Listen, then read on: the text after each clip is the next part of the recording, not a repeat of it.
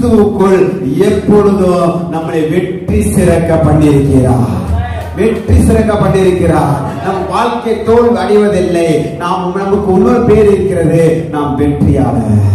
பக்கல் வாசல்கள், நீங்கள் சிறப்பாளர், பொறுப்பாளர், தேவனுடைய ஆவியை, அபிஷேகத்தை, மகிமையை பெற்ற மகிமையானவர்கள், நீங்க வெற்றியாளர்கள். எத்தனை பேராக சொல்றீங்க? நாம் பல நாட்களில் நாம் தொடர்ச்சியாக பார்த்து கொண்டு வருகிறோம். நாம் யாரு?